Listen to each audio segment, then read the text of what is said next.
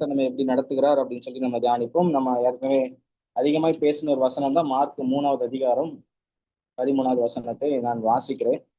Mark 3வது அதிகாரம் 13வது வசனம். பின்பு அவர் மலையின் மேல் ஏறி தமக்கு சித்தமானவர்களை தம்மிடத்தில் வரவழைத்தார். அவர்கள் அவரிடத்திற்கு வந்தார்கள். அப்பொழுது அவர் 12 பேரை தெரிந்து கொண்டு அவர்கள் தம்மோடு கூட இருக்கவும் பிரசங்கம் பண்ணும்படியாக தாம் அவர்களை அனுப்பவும் வியாதிகளை குணமாக்கி பிசாசுகளை துரத்தும்படி அவர்களை அதிகார முடியவர்களாய் இருக்கவும் அவர்களை ஏற்படுத்தினார். இந்த வசனத்தை நம்ம அதிகமாக தியானித்திருக்கிறோம். ஆனாலும் இன்னைக்கு வித்தியாசமான ஒரு கண்ணோட்டத்துல இந்த வசனத்தை நம்ம தியானிப்போம். நம்ம எல்லாருக்குமே தேவனால் பயன்படுத்தப்பட வேண்டும், இல்லை என்றால் வாழ்க்கையில ஒரு விஷயத்தை நம்ம சாதிக்கணும், பெரிய காரியங்களை செய்ய வேண்டும் என்கிற ஒரு ஆசை நம்ம எல்லாருக்குமே இருக்கும். அப்படி ஆசை இல்லாதவங்களும் இருக்க மாட்டாங்க. அப்படி ஆசை இல்லைன்னா நம்ம சரி இல்லைன்னு அர்த்தம். ஏதாவது ஒரு விஷயத்த செய்யணும், வாழ்க்கையில நம்ம வந்தோம், ஏதோ வாழ்ந்தோம் மரித்தோம் அப்படின்னு இல்லாம ஏதோ ஒரு விஷயத்த நான் அந்த உருப்படியா செய்யணும், ஆண்டவருக்காக ஏதாவது நான் பயன்பட வேண்டும், ஊழியம் செய்ய வேண்டும் என்கிற ஆசை எல்லாருக்குமே இருக்கும். அப்போ எந்த ஆசை இருந்தால் மட்டும் போதாது. அப்போ நம்ம நிறைய பேருக்கு நம்ம லைஃப்ல நிறைய தடைகள் இருக்கும். நம்ம நினைச்சதை செய்ய முடியாதபடிக்கு, நினைச்ச ஊழியத்தை செய்ய முடியாதபடிக்கு, நினைச்ச காரியத்தை சாதிக்க முடியாதபடிக்கு நீங்க உலக பிரகாரமாகவும் எடுத்துக்கலாம். இது ஆவிக்குரிய கண்ணோட்டத்துல இந்த செய்தியை நீங்க எடுத்துக்கலாம். அந்த விஷயங்களை நம்ம செய்யக்கூடாதபடிக்கு நமக்கு நிறைய தடைகள், பிரச்சனைகள், அந்த ஒரு ஒரு இடத்துலயே நம்ம ஸ்ட்ரக் ஆயிருந்த மாதிரி இருக்கும். உங்களுக்கு சொல்லுகிறேன். எப்பவுமே பாத்தீங்கன்னா நம்ம ஒரு படியில இருந்து 2 படி தாண்டணும்னு நம்ம நினைக்க கூடாது. ஒரு படியாக தான் நம்ம முன்னேறி போக முடியும். நிறைய பேர் இந்த வார்த்தையை நான் சொல்லி கேள்விப்பட்டிருக்கிறேன். நான் எவ்வளவோ கஷ்டப்படுறேன், எவ்வளவு முயற்சி பண்றேன், ஆனா கடைசியில நான் எங்க ஆரம்பித்தேனோ அதே இடத்துல நான் மறுபடியும் வந்து நிக்கிறேன். நான் எவ்வளவோ ட்ரை பண்ணி மேல ஏறி போனாலும் நான் ஃபர்ஸ்ட்ல இருந்து எங்க ஸ்டார்ட் பண்ணனோ அதே இடத்துல நான் மறுபடியும் நிற்கிறேன் அப்படின்னு சொல்லி இந்த வார்த்தையை சொல்லி நான் கேள்விப்பட்டது உண்டு. அப்ப ஏன் நம்ம முன்னேற முடியல, ஏன் நம்மளால அடுத்த லெவலுக்கு போக முடியல அப்படிங்கறத ஏன் நம்ம இன்னைக்கு தியானிக்க போகிறோம். ஆண்டவர் சொல்லுகிறார், 12 பேரை தெரிந்தெடுத்து அவர்களை பிரசங்கம் பண்ணும்படியாய் அனுப்பினேன் அப்படிங்கிற மாதிரி அந்த வசனம் போடல. வசனம் சொல்லுகிறது அவர்கள் தம்மோடு கூட இருக்கும்படியாக தான் அவர் வந்து ஃபர்ஸ்ட் சூஸ் பண்றாரு. ஃபர்ஸ்ட் லெவல், ஃபர்ஸ்ட் ஸ்டெப் அப்படிங்கிறது ஆண்டவரோட கூட இருக்கிறது தான். பல கண்ணோட்டத்துல இந்த செய்தி நம்ம பேசியிருக்கோம். ஃபர்ஸ்ட் ஸ்டெப் ஆண்டவரோடு கூட இருக்க வேண்டியது. அந்த ஸ்டெப்ல நம்ம வந்து மாஸ்டர் ஆனாதான், அந்த எக்ஸாம்ல நம்ம பாஸ் ஆனாதான் அடுத்த லெவல் என்னன்னா அவர் பிரசங்கம் பண்ணும்படியாய் அவர்களை அனுப்புவோம் அப்படின்னு இருக்கு. அப்ப நெக்ஸ்ட் லெவல் பிரசங்கம் பண்றதுக்கு அனுப்புவார். அடுத்து வியாதிகளை குணமாக்கி பிசாசுகளை துரத்துகிறதுக்கு அதிகாரம். இப்போ நம்ம ஃபர்ஸ்ட் லெவலே சரியா இல்லைங்கிறதுனால, அவரோடு கூட நம்ம இல்லைங்கிறதுனாலதான் நம்ம 2வது லெவலுக்கு நம்மளால போக முடியாமல் இருக்கிறது. இன்னைக்கும் நம்மளால மற்றவர்களை போல வளர முடியல, மற்றவர்களை போல முன்னேற முடியல, மற்றவர்களை போல மேல எழும்ப முடியல. காரணம் என்ன? முதல் ஸ்டெப்பே நம்ம தப்பா, இன்னும் அதை நம்ம சரியா அதை நம்ம செய்யல, அதுல நம்ம இன்னும் மாஸ்டர் ஆகல. அப்ப அந்த முதல் ஸ்டெப்லயே நம்ம சரியில்லைங்கிறதுனாலதான் நம்மளால அடுத்த ஸ்டெப்பும் போக முடியல. அப்ப நம்ம அந்த முதல் ஸ்டெப்ல நம்ம சரிப்படுத்திக் கொள்வோம். முதல் ஸ்டெப் கத்தர் என்ன எதற்கை படைத்தார், அவரோடு கூட நாம் இருக்கும்படியாக தேர்ந்தெடுத்திருக்கிறார். அப்போ எந்த தேவ மனிதனும் ஊழியத்தின் ஆரம்பத்துல ஒரு ஊழியத்தை செய்யும் போதோ இல்ல ஒரு விஷயத்தை செய்யறதுக்கு முன்பதாக கத்தரோடு கூட இருந்தா மட்டும்தான் அவங்களுக்கு அது வந்து சித்தி ஆகும், அதுதான் அவங்களுக்கு நடக்கும். நம்ம இந்த ஒரு ஸ்டெப்பை ஸ்கிப் பண்ணிட்டு நம்ம மூளையை வைத்து, இல்ல நம்முடைய சுய பலத்தினால, நம்ம டேலண்ட்டை வச்சு, நம்முடைய வாய் பலத்தை வச்சு, நமக்கு இருக்கிற ஆள் பலத்தை வச்சு, பண பலத்தை வச்சு ஏதோ ஒரு விஷயத்த சாதிக்கணும்னு நினைக்கும் போது அது செய்ய முடியாமல் போகிறது. ஏனென்றால் நம்ம ஃபர்ஸ்ட் ஸ்டெப் கத்தரோடு இருக்க வேண்டும் என்கிற ஸ்டெப்ல நம்ம மிஸ் ஆகிட்டோம். அப்போ அதனால நமக்கு மத்த எந்த முயற்சியும் பயனளிக்காமல் இருக்கிறது. நம்ம யோசிக்கலாம். இந்த ஒரு பாட்டு மோசஸ் ராஜசேகர் அவங்க அழகா பாட்டியிருக்கிறாங்க. நான் நடந்து வந்த பாதைகள், நான் கடந்து வந்த பாதைகள் முட்கள் வேலிகள் அப்படின்னு. அதுல சொல்லுவாரு, என் தோல் பலத்தால் சுமந்து பார்த்து சுமக்க முடியலன்னு ஒரு பாட்டு லைன் இருக்கும். என் பண பலத்தால் படைக்க பார்த்தேன், படைக்க முடியல. என் சுய பலத்தால் ஓடி பார்த்தேன், ஓட முடியல. என் கால் பலத்தால் கடந்து பார்த்தேன், கடக்க முடியல. என் ஆள் பலத்தால் ஆள பார்த்தேன், ஆள முடியல. என் சொல் பலத்தால் சாதிக்க பார்த்தேன், சாதிக்க முடியல அப்படின்னு சொல்லி அவர் பாட்டு எழுதியிருப்பாரு. இன்னைக்கு நம்ம அப்படிதான். நமக்கு டேலண்ட் இருக்கு, நமக்கு ஆள்பலம் இருக்கு, பணபலம் இருக்கு, வேலை இருக்கு, எல்லாம் இருக்கு. ஆனாலும் சாதிக்க முடியல. காரணம் என்னன்னா இந்த முதல் ஸ்டெப்ல நம்ம ஃபெயில் ஆயிட்டே இருக்கும். கத்தரோடு கூட இருக்க வேண்டும் என்கிற ஸ்டெப் நமக்கு ஃபெயிலியர் மேல ஃபெயிலியர். வசனம் சொல்லுகிறது, ஒரு ஜார்டன் பீட்டர்சன் அப்படின்னு ஒருத்தர், ஒரு கனடியன், அவர் ஒரு ப்ரொஃபஸர், அவர் வந்து ஒரு சைக்காட்ரிஸ்ட், பயங்கர அறிவாளி, பயங்கர ஞானமா பேசுறவர். ரொம்ப எனக்கு பிடிக்கும் இந்த ஜார்டன் பீட்டர்சன் அப்படிங்கிறவர். அவர் வந்து கிறிஸ்டியன் கிடையாது, பட் ஆனா ரொம்ப டீப் நாலேஜ்ல பேசுவாரு, கொஞ்சம் கிறிஸ்தவர் மாதிரியே தான் பேசுவாரு. அப்போ அவர்கிட்ட கேட்குறாங்க, உங்களுக்கு நீங்க கடவுளை நம்புறீங்களா இல்லையான்னு கேட்கும்போது அவர் சொல்றாரு, அவர் ஒரு டெஃபினட்டான ஒரு ஆன்சர் கொடுக்கல. அப்படி சொல்லும்போது அவருக்கு என்ன ஆன்சர் கொடுக்குறாருன்னா, ஆஹ் அவங்களுடைய கனிகளாலேயே அவர்களை அறிவீர்கள் அப்படின்னு ஒரு ஆன்சர் கொடுக்குறாரு. அப்போ ஒருத்தங்களை நீ வந்து கண்டுபிடிக்கணும், அவன் கடவுளை ஃபாலோ பண்றானா இல்லையாங்கிறத கண்டுபிடிக்கணும்னா எதை வச்சு கண்டுபிடிக்கலாம் அப்படின்னா உங்களுடைய கனிகளை வைத்து கண்டுபிடிக்கலாம்ங்கிறது அந்த ஆன்சர் கொடுக்குறாரு. அப்போ என்னுடைய கனியை பார்த்து நான் கடவுளை பின்பற்றிக்கிறேனா இல்லையாங்கிறத நீங்க சொல்லுங்க அப்படின்னு சொல்லி அவங்ககிட்ட சொல்றாங்க. நமக்கு கிறிஸ்தவர்கள்ங்கிற பெயர் நமக்கு நாமளே வைத்துக் கொண்டது கிடையாது. அது நமக்கு மற்றவர்கள் புறஜாதிகள் வைத்த பெயர் தான் கிறிஸ்தவர்கள். இன்னைக்கும் இன்னைக்கு நம்ம கிறிஸ்தவர்கள் என்று சொல்வதற்கு முன்பதாக நம்முடைய அடையாளம் எதுவா இருக்கணும்னா ஆவியின் கனிகளா தான் இருக்கும். இன்னைக்கு நம்ம லைஃப்ல நம்மை பார்க்கிறவர்கள் நம்மகிட்ட ஆண்டவருடைய கனிகளை, அந்த கனியை பார்க்கணுங்க. அன்பு இருக்குதா, சந்தோஷம் இருக்குதா, சமாதானம் இருக்குதா, நீடிய பொறுமை இருக்குதா, சாந்தம் இருக்குதா, தயவு இருக்குதா, இச்சையடக்கம் இருக்குதா, விசுவாசம் இருக்குதா, இதெல்லாம் இருந்தாதான் நம்ம வந்து கர்த்தருக்குள்ள நிலைச்சிருக்கோம்னு அர்த்தம்.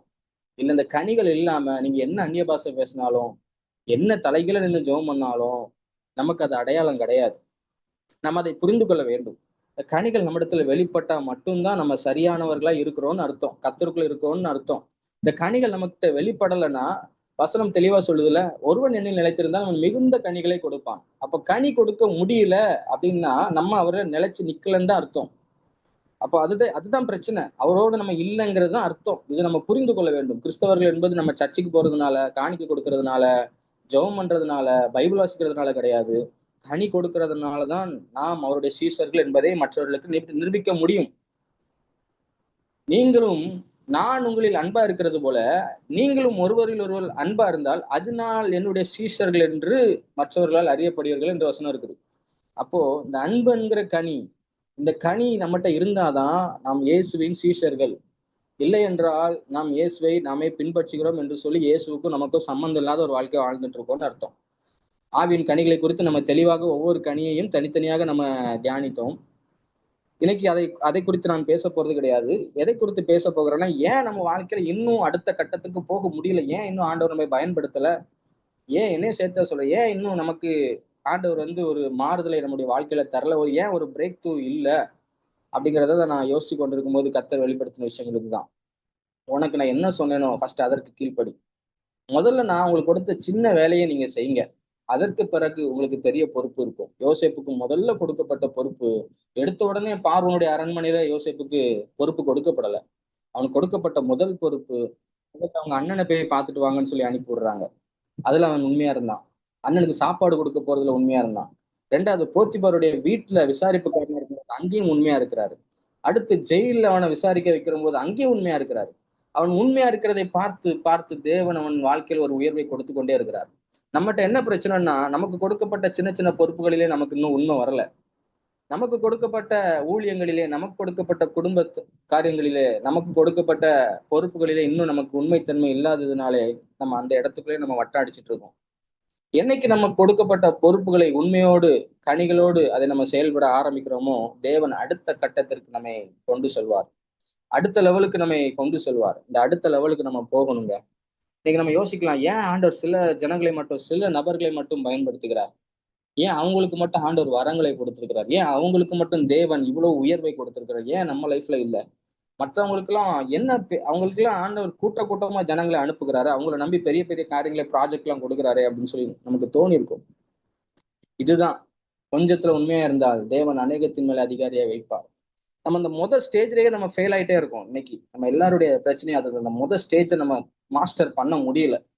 நானும் சொல்றேங்க, இந்த முதல் ஸ்டேஜ்ங்கிறது ஆண்டவரோடு கூட இருக்கிறது தாங்க. இந்த இடத்துல நீங்க ஆண்டவரோட நெருங்கி பழக ஆரம்பிச்சிட்டீங்கன்னா ஆண்டவர் அடுத்து உங்களை அனுப்புவார். நம்ம என்ன பண்றோம்னா நம்மளே அனுப்பிட்டு இருக்கோம். ஆண்டவர் நம்ம ஒரு ஊழியம் செய்யணும்னா அது ஆண்டவரால் நம்ம அனுப்பப்பட்டவர்களா இருக்கணும். அப்போஸ்தலர் அப்படின்னு அர்த்தம் என்னன்னா, அனுப்பப்பட்டவர்கள்.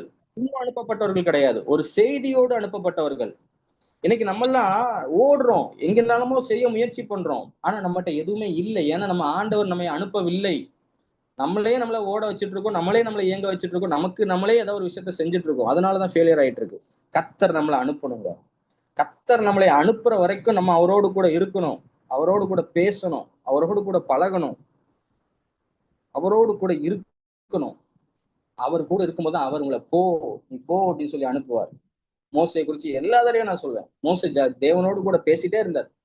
தேவன் சொல்றாரு, நீ ஜனங்களை போய் விசாரி, ஜனங்களை போய் பாரு, அவங்க தங்களை கெடுத்து கொண்டார்கள், நீ கீழே இறங்கி போ அப்படின்னு தேவன் மோசையை அனுப்புகிறார். இப்படிதான் நம்ம லைஃப்ல அவர் அனுப்பணும். இன்னைக்கு அவரால் அனுப்பப்படாமல் நமக்கு நம்மளே ஒரு திட்டத்தை உருவாக்கி, நமக்கு நம்மளே ஒரு ஊழியத்தை உருவாக்கி, நமக்கு நம்மளே ஒரு பிளானை போட்டு, இல்லை என் வாழ்க்கையில நான் இப்படி இருக்கணும்னு சொல்லி நமக்கே ஒரு திட்டங்களை உருவாக்கி நம்ம செயல்பட்டு கொண்டிருக்கிறதுனால நிறைய விஷயங்கள் ஃபெயிலியர்ல முடியுது. நம்ம அந்த மாதிரி தோற்கிறதுக்காக ஆண்டவர் நம்மை உருவாக்கவில்லை. நம்ம முதுகு காட்டுறதுக்காக தேவன் உருவாக்கவில்லை. யோசிச்சு பாருங்க, எத்தனை விஷயத்தை நம்ம தொடங்கி கொண்டு பாதியில முடிச்சுட்டு வந்திருக்கோம். எத்தனை காரியங்கள் அது முழுமை பெறாமல் இருக்கிறது. எத்தனை விஷயங்கள் நம்ம ஆரம்பித்து விட்டு முடிக்க முடியாம திணறிட்டு இருக்கோம். ஏனென்றால் நம்ம சுய முயற்சியில ஓடிட்டு இருக்கோம். கர்த்தர் நெகேமியா அலங்கத்தை கட்டும்போது அந்த அலங்கத்தை கட்டுறதுக்கான ஆட்கள் நெகேமியாட்ட இல்லை. ஆனா அது கர்த்தருடைய வேலை. கர்த்தருடைய வேலையா இருந்தபடினால, கர்த்தர் சொன்ன வேலையா இருந்தபடினால அலங்கம் 52 நாட்களுக்குள்ள கட்டப்பட்டு முடிஞ்சுது. ஒரு முடியாத ஒரு வேலை. எவ்வளவு பிரச்சனைகள், சன்பல்லா, தொபியா, எத்தனையோ எதிரிகள் அந்த அலங்கத்தை கட்ட விடாமல் தடுத்தார்கள். ஆனால் கர்த்தருடைய கரம் அவங்களோடு கூட இருந்து அந்த அலங்கத்தை கட்டி முடிக்க வைத்தது. ஒரு இம்பாசிபிளான ஒரு டாஸ்க். எப்படி செஞ்சு முடிச்சாங்க?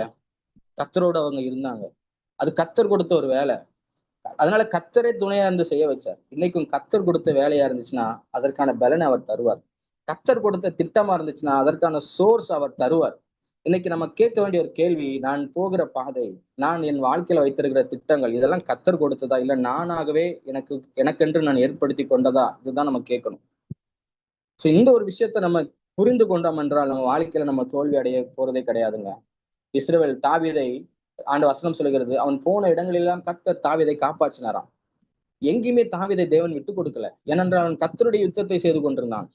இப்ப பாருங்க, இன்னைக்கு நம்ம லைஃப்ல ஏன் இவ்வளவு தோல்வி? இத்தனை யுத்தங்களை நம்ம சந்தித்து தோல்வி அடைந்திருக்கிறோம். இத்தனை காரியங்களிலே அவமானப்பட்டு நிக்கிறோம். இத்தனை பேர் முன்னாடி நம்ம பதில் சொல்ல முடியாம நிக்கிறோம். ஏன் இன்னும் நம்ம லைஃப்ல இவ்வளவு கஷ்டப்பட்டும் முன்னேற முடியல?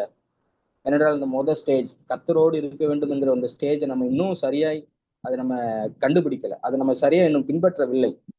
அதனாலதான் நம்ம அந்த வட்டத்துக்குள்ளே வட்டம் அடிச்சுட்டு இருக்கோம். அந்த வட்டத்துக்குள்ளே ரவுண்ட் அடிச்சுட்டு இருக்கோம். இன்னைக்கு அந்த வட்டத்தை தேவன் உடைக்க விரும்புகிறார். இன்னைக்கு நமக்குன்னு ஒரு வட்டத்தை ஏற்படுத்தி வைத்திருக்கிறோம் தெரியுமா? அந்த வட்டத்தை உடைக்க விரும்புகிறார். பல நாடுகளுக்கு ஆண்டவர் கொண்டு செல்ல விரும்புகிறார். பல இடங்களுக்கு நம்மை அழைத்து செல்ல அவர் விரும்புகிறார். ஆனா நமக்கு அந்த அந்த செயின் நிறைய விஷயங்கள் நம்மை பிடித்து வைத்துக் கொண்டிருக்கிறது. இயலாமாய் நம்மகிட்ட இருக்குது. நிறைய விஷயங்கள் நினைக்கிறோம், இது என்னால முடியாது அப்படின்னு. நம்மளால முடியாதுதான். ஆனா என்னை பலப்படுத்துகிற கிறிஸ்துவனால் எல்லாவற்றையும் செய்ய எனக்கு பலன் உண்டு. வயது ஒரு பொருட்டு கிடையாது. வயசாயிடுச்சுன்னு நினைக்காதீங்க, எனக்கு பலன் இல்லைன்னு நினைக்காதீங்க. இன்னைக்கும் கர்த்தர் உங்களை பலப்படுத்த வல்லவராக இருக்கிறார். எப்போ தெரியுமா? நீங்க அவரோடு கூட அந்த ஃபர்ஸ்ட் ஸ்டேஜ், அவரோடு கூட இருக்கணுங்கிற அந்த ஸ்டேஜை நீங்க மாஸ்டர் பண்ணும்போது, அந்த ஸ்டேஜ்ல நீங்க இன்னும் அதிகமா அதுல அவருக்கு ஏற்ற விதமாய் நடந்து கொள்ளும் போது உங்களை அடுத்த ஸ்டேஜுக்கு அவர் கொண்டு போவார். உங்களை உயர பறக்க வைப்பார். அததான் ஆண்டவர் அதிகமாய் சொல்லி கொண்டிருக்கிற விஷயம். அதுதான், ஆண்டவர் நம்ம உயரங்களிலே பறக்க வைப்பார். கீழே இருக்கிற வரைக்கும் தாங்க தடைகள் இருக்கும். கீழே நடந்து போகும்போது தான் ஸ்பீட் பிரேக்கர் வரும். ரோட்ல நடந்து போகும்போது தான் குழி வரும். ரோட்ல நடந்து போகும்போது தான் ஏதாவது பிரச்சனை வரும். ஆனா பறக்கும் போது அங்க ஸ்பீட் பிரேக்கரும் கிடையாது, ஒண்ணும் கிடையாது. கர்த்தர் அந்த மாதிரி நம்மளை பறக்க வைக்கிறதுக்கான ஒரு நாட்கள் வரப்போகிறது. இன்னைக்கு எத்தனையோ தடைகள் வருகிறதுல ஒரு சின்ன சின்ன ஸ்பீட் பிரேக்கர்னால, ஒரு சின்ன சின்ன விஷயங்கள்னால ரோட்ல போகும்போது 10 பேர் திட்டுவான், என்னெல்லாமோ செய்வான். நிறைய பேர் நம்மளை கேவலப்படுத்தல, அவமானப்படுத்துவாங்க. அந்த மாதிரி ஒரு நாட்களில தான் நம்ம வாழ்ந்துட்டு இருக்கிறோம். ஆனா பறக்க வைக்கிற நாட்கள் ஒரு நாள் வரப்போகிறது. அன்னைக்கு யாரும் நம்மை பார்த்து கிண்டல் பண்ண முடியாது, கேலி பண்ண முடியாது. நம்மளை பார்த்து கை நீட்டி காரியத்தை கேட்க முடியாது, கை நீட்டி நம்மளை குறை சொல்ல முடியாது. அந்த மாதிரியான ஒரு நாட்களை தேவன் நமக்கென்று வைத்திருக்கிறார். ஆனா நம்ம அந்த ஸ்டேஜ்ல நம்ம பாஸ் ஆகணும். இந்த ஸ்டேஜ்ல பாஸ் ஆகலைங்கிறதுனாலதான் இன்னும் அவமானப்பட்டு இருக்கிறோம். இந்த ஸ்டேஜை நம்ம மாஸ்டர் பண்ணலங்கிறதுனாலதான் இன்னும் ஜனங்கள் நம்மை கை நீட்டி பேசிட்டு இருக்கிறாங்க. ஆண்டவர்கிட்ட இன்னைக்கு போய் அந்த ஸ்டேஜ், ஆண்டவர் எப்பவுமே பாத்துக்கோங்க, நம்மளை அப்படியே பாஸ் ஆக்கி போட்டுற மாட்டாரு. சரி, அப்படி சில அப்படிதான். இப்பெல்லாம் நமக்கு ஸ்கூல்ல ஃபெயில் ஆனாலும் அடுத்த அடுத்த கிளாஸ்க்கு அனுப்பி விட்டுருவாங்க. அப்படி கிடையாது. ஆண்டவர் இந்த இடத்துல நீ சரியாகிற வரைக்கும் அந்த இடத்துலயே வச்சிருப்பாரு. யோசேப்ப அப்படியே இப்படி இப்படி டக்கு டக்குன்னு எல்லாம் முன்னேற்றிட்டு போல.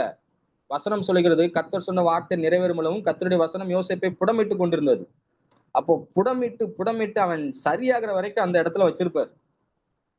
என்னைக்கு சரியாகிறோமோ அன்னைக்குதான் அரண்மனை, என்னைக்கு சரியாகிறோமோ அன்னைக்குதான் உயர்வு.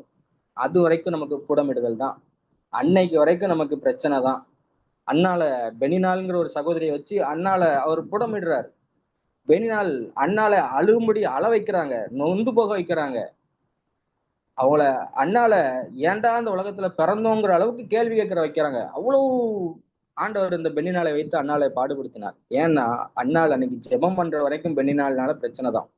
என்னைக்கு அண்ணாள் கர்த்தருடைய சமூகத்துல இருதயத்தை ஊற்றி ஒரு பொருத்தனையை பண்றாளோ அன்னைக்கு வரைக்கும் பெண்ணினால் அண்ணாளுக்கு தொல்லையாக தான் இருந்தான்.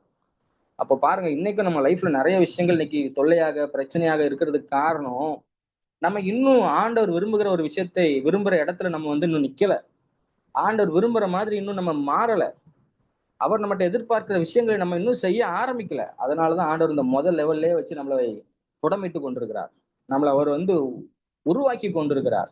ஸோ இந்த யார் அதிகமா எவ்வளவு சீக்கிரத்துல நீங்க புரிஞ்சுக்கிறீங்களோ அவ்வளவு சீக்கிரத்துல கர்த்தர் உங்களை பயன்படுத்த போகிறார். எவ்வளவு சீக்கிரத்துல நீங்க இதை உணர்ந்து கொள்ள போகிறீங்களோ அவ்வளவு சீக்கிரத்துல கர்த்தர் உங்களை அடுத்த லெவலுக்கு கொண்டு போக போகிறார். ஐ மீன், என்னைக்குமே அந்த 9 கனிகள் இருக்குல்ல, ஆவின் கனி அப்படின்னு சொல்லிட்டு, இந்த ஆவின் கனிய ஒரு நாள் நம்ம லைஃப்ல இழந்துடக்கூடாதுங்க. எதை இழந்தாலும் யோசிச்சு பாருங்க. நமக்கு சில நேரத்துல கோபம் நிறைய வருது. கோபம்லாம் வரும்போது ஆண்டவர்கிட்ட போய் சொல்லுங்க, ஆண்டவரே நான் இது தப்பு பண்றேன்ப்பா. சில நேரத்துல நம்ம நியாயம்னு சொல்லுவோம். ஆண்டவருக்கு முன்னாடி நீதி நியாயங்கள்லாம் ஒண்ணுமே கிடையாதுங்க.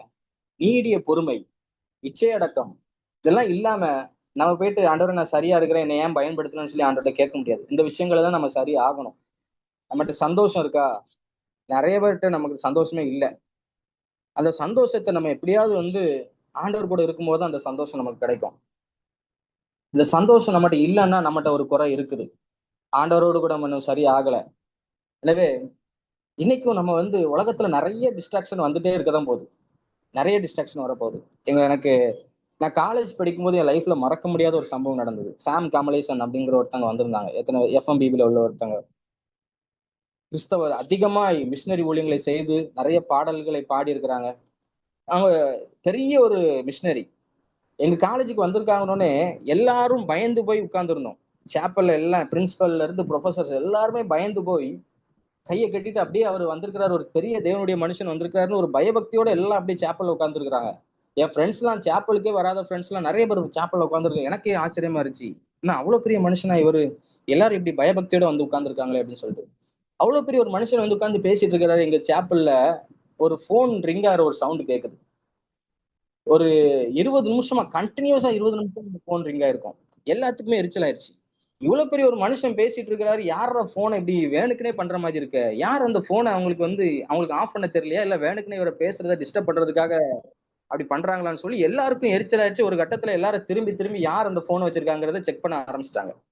அப்போ எல்லாரும் டிஸ்டர்ப் ஆனதை அவர் சாம் கமலேசன் அவங்க கண்டுபிடிச்சிட்டாங்க. முன்னாடி இருந்து பேசும்போது எல்லாரும் ஏதோ அந்த போனுக்கு தேடுறாங்க அப்படின்னு சொல்லிட்டு அவர் அப்புறம் எல்லாரையும் பார்த்து சொன்னாரு, யாரும் தேடாதீங்க, அந்த போன் என்னுடைய போனு தான் அப்படின்னாரு. எல்லாத்துக்கும் அப்படியே சிரிப்பாயிருச்சு. அவங்க சொன்னாரு, போன் ரிங் ஆயிட்டே தான் இருந்துச்சு, ஆனா நான் பேசுறத நிப்பாட்டவே இல்லை, நான் பேசிட்டே தான் இருந்தேன். நீங்கெல்லாம் நான் பேசுறத கவனிக்காம அந்த போன் யாரோடதெல்லாம் நீங்க தேட ஆரம்பிச்சிட்டீங்க. ஆனா நான் பேசுறத நிப்பாட்டல, நான் பேசிட்டே தான் இருந்தேன் அப்படின்னாரு. அதுக்கப்புறம் அவர் லைஃப்ல நடந்த ஒரு விஷயத்த சொன்னார். அவர் ஜெபம் பண்ணும்போது ஒரு காக்கா எப்பவுமே அவர் ஜெபம் பண்ற இடத்துல கரைஞ்சிட்டே இருக்குமா. அப்போ அது ரொம்ப வரைக்கும் எரிச்சலா இருந்திருக்கு. அப்போ ஒரு ஜெபம் பண்ணியிருக்காரு, ஆண்டவரே இந்த காக்கா எப்ப பார்த்தாலும் கரைஞ்சிட்டே இருக்குது, ஏதாவது இந்த காக்காவை ஏதாவது ஒண்ணு பண்ணுங்க அப்படின்னு சொல்லி ஜெபம் பண்ணாராம். அப்ப ஆண்டவர் சொல்லியிருக்கிறாரு, காக்காவோடைய வேலை கரைகிறது தான் அதோடைய வேலை, அது கரைஞ்சிட்டே தான் இருக்கும். உன்னுடைய வேலை ஜெபம் பண்றது உன்னுடைய வேலை. அந்த காக்கா கரைகிறத நீ யோசிச்சுட்டு இருந்தானா உன்னால ஜெபம் பண்ண முடியாது. அது வேலையை பண்ணுது, நீ உன் வேலையை பண்ணு அப்படின்னு சொன்னாராம். அப்போ அவர் இந்த காக்கா கரைகிறத அவர் காதலே வாங்கிக்காம அவர் ஜெபம் பண்ண ஆரம்பிச்சிட்டாரு. அப்போ சொன்னாரு, இந்த போன் ரிங் அடிச்சுட்டு தான் இருந்துச்சு, இதை நீங்க கவனிச்சிட்டீங்கன்னா நீங்க டிஸ்ட்ராக்ட் ஆயிடுவீங்க, உங்களால மெசேஜை கேட்க முடியாது. ஆனா நான் மெசேஜ் கொடுத்துட்டே தான் இருக்கேன். இதே மாதிரி தான் உலகத்துல உங்களுக்கு அநேக இந்த போன் ரிங் மாதிரி, காக்கா கரைகிற மாதிரி நிறைய டிஸ்ட்ராக்ஷன், நிறைய இடைஞ்சல்கள் வந்துட்டே தான் இருக்கும். இடர்கள் வருவது அவசியம், வந்துட்டே தான் இருக்கும். உங்களை இடைஞ்சல் பண்ணிட்டே இருப்பாங்க, உங்களை டெஸ்ட் பண்ணிட்டே இருப்பாங்க, உங்களை சோதிப்பாங்க, உங்களுடைய பொறுமையை சோதிப்பாங்க, உங்களை கோவப்படுத்துற மாதிரி பேசுவாங்க, உங்களை ஒரு கெட்ட வார்த்தை பேச வைப்பாங்க, உங்களை மீறி உங்களை கோவப்பட வைப்பாங்க. இப்படி எல்லா விஷயங்களும் நம்ம லைஃப்ல செய்யறதுக்கு மக்கள் தூண்டிட்டே தான் இருப்பாங்க. அது அவங்களுடைய வேலை. ஆனா ஒரு தேவனுடைய பிள்ளை அந்த டெம்டேஷனுக்கு நம்ம இடம் கொடுத்துடவே கூடாதுங்க. அந்த டெம்டேஷனை நம்ம அலோவ் பண்ணிடவே கூடாது நம்ம லைஃப்ல. யாரும் என்னமும் பேசிட்டு போட்டு, என்னுடைய வேலை கனியை வெளிப்படுத்த வேண்டியதுதான் என்னுடைய வேலை, அன்பை வெளிப்படுத்துறது தான் என்னுடைய வேலை, சந்தோஷமா இருக்க வேண்டியதுதான் என் வேலை, நிம்மதியா இருக்க வேண்டியதுதான் என் வேலை. நீடிய பொறுமை தான் என்னுடைய வேலை அப்படிங்கிறதுல உறுதியா நில்லுங்க. ஒரு நாள் அந்த கரையிற சவுண்ட் உங்க காதுல கேட்காது. ஒரு நாள் அந்த போன்ஸ் அடிக்கிற ரிங் உங்களை வந்து காயப்படுத்தாது. சிலர் சொல்லுகிற வார்த்தைகள் உங்களை வேதனைப்படுத்தாது. அது உங்களுக்கு பெரிய விஷயமாவே தெரியாது. இயேசுவ என்னெல்லாமோ சொல்லி திட்டினாங்க. பிசாசுகளின் தலைவன் என்று சொன்னாங்க. இயேசு அதை குறிச்சு அவர் வந்து அஃபண்ட் ஆகவே இல்லை. இன்னைக்கு சில சில சின்ன வார்த்தைகள் நம்ம லைஃப்ல அஃபண்ட் ஆக வைக்கிறது, நம்மளை கோவப்பட வைக்கிறது, எரிச்சல் பட வைக்கிறது, நம்முடைய கேரக்டரை மாத்துது. இல்லைங்க, கர்த்தருக்குள்ள இருந்தா இந்த விஷயங்கள் நம்மளை டிஸ்ட்ராக்ட் ஆக்கவே கூடாது. நம்ம கர்த்தருக்குள்ள நம்ம வேலை நீங்க முடிவு பண்ணிக்கோங்க. நான் என்னுடைய வேலை முழு நேர வேலை கர்த்தருக்குள்ள நான் நிக்கணும். நான் கனியை வெளிப்படுத்தணும். எல்லா சூழ்நிலையிலும் நான் சந்தோஷமா இருப்பேன். நான் சமாதானமா இருப்பேன். அன்பை வெளிப்படுத்துவேன். சமாதானத்தை வெளிப்படுத்துவேன். தயவை வெளிப்படுத்துவேன். இச்சையடக்கத்தை காட்டுவேன். நீடிய பொறுமையா இருப்பேன்னு நீங்க இருந்துக்கோங்க. இதை நீங்க மாஸ்டர் பண்ணும்போது, இதை நீங்க உண்மையா செய்யும் போது, தேவன் உங்களை அடுத்த லெவலுக்கு உங்களை கொண்டு போவார். யாரும் அதை தடுக்க முடியாது. இந்த லெவல்ல நீங்க மாஸ்டர் ஆயிட்டீங்கன்னா அடுத்த லெவல் நிச்சயம். அடுத்த உயர்வு நிச்சயம். தேவன் உங்களை பயன்படுத்துவதை யாராலும் தடுக்க முடியாது. தேவன் உங்களை உயர்த்துவதை யாராலும் தடுக்க முடியாது. எனவே எல்லா சூழ்நிலையிலும் பொறுமையா இருக்க கற்றுக்கொள்ளுங்கள். கூடுமானால் எல்லாரோடும் சமாதானமா இருக்க கற்றுக்கொள்ளுங்கள். எல்லா விஷயத்திலும் இச்சையடக்கமா இருக்க கற்றுக்கொள்ளுங்கள். நீடிய பொறுமையை கற்றுக்கொள்ளுங்கள். எல்லாரையும் நேசியுங்கள். எப்பொழுதுமே சமாதானமா இருங்க. எப்பொழுதுமே சந்தோஷமா இருங்க என்று மறுபடியும் நான் உங்களுக்கு சொல்றேன். எனவே இந்த விஷயங்களை நம்ம செய்யும் போது இதெல்லாம் கர்த்தருக்குள்ள நிலைச்சிருந்தாதான் நம்ம செய்ய முடியும். எனவே ஃபர்ஸ்ட் லெவல் கர்த்தருக்குள்ள இருக்கிறது, கர்த்தரோடு கூட இருக்கிறது. இந்த லெவல்ல நம்ம மாஸ்டர் பண்ணுவோம். அடுத்த லெவல் கர்த்தர் நம்ம நிச்சயமே அழைத்து செல்வார்.